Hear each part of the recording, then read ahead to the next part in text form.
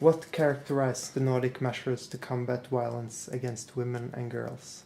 I think what characterizes the Nordic model is that we see the issue of violence in relation to gender equality in general. And to combat violence effectively, you need to change power relations. You need to make sure that women have a real freedom of choice. And to make sure that they have this freedom of choice, you need to establish a welfare system. In the Nordic countries, we call it a welfare state. And it's very important that women can have their own income through labor. So participation in the labor market, having their own work is utmost important. There are many reasons why it's important to have men on our team, so to speak, if we want change. First, men are holding most of the power positions in society, so if we really want change, we are dependent on men. And also, we need to show that there are several forms of masculinity, that there is no natural link between masculinity and being violent.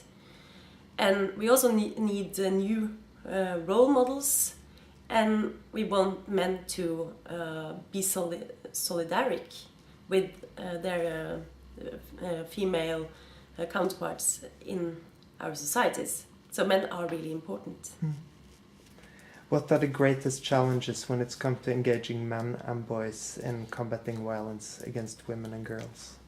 Well, I think lots of men don't feel that this is really their responsibility. If they don't have a problem with violence, so why should they engage in this? I think some of them feel personally accused when we bring up the issue of violence, and they say, okay, I'm a man, but this doesn't make me more responsible than others.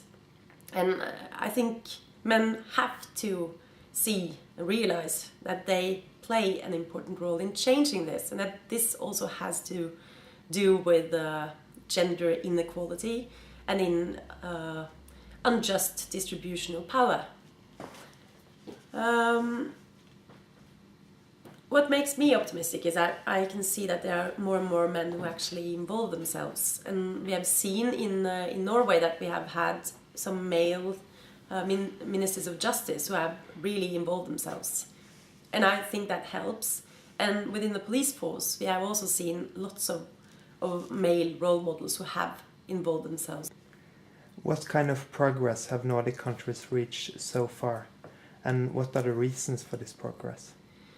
Well, one major progress is that we have changed attitudes from seeing this as a private matter to taking common responsibility. And of course, we have a long way to go before we are satisfied with the situation, but I would say that we have made huge progress since, for instance, the 1970s, 80s, and I've also seen huge progress since early 2000, especially within the police force and the justice sector, where they started to see this as a private matter, and domestic violence was tackled as trouble within the house, not very important. They didn't register it, and the punishment was it was a shame, actually. Maybe the next step could be that we make also the health sector as offensive towards this as the police and justice system has become. Because we see violence against women and children as criminal issues. Of course, and it has to do with human rights, it has to do with crime, but it also has to do with health. And we know that the main consequence of violence is unhealth. It's risk to lots of diseases, not only psychological ones, but also physical ones. and for children it's immensely harmful. So if we can address this really effectively from the health sector and talk about this and make women and children safe to actually talk, then we can change this in a great way.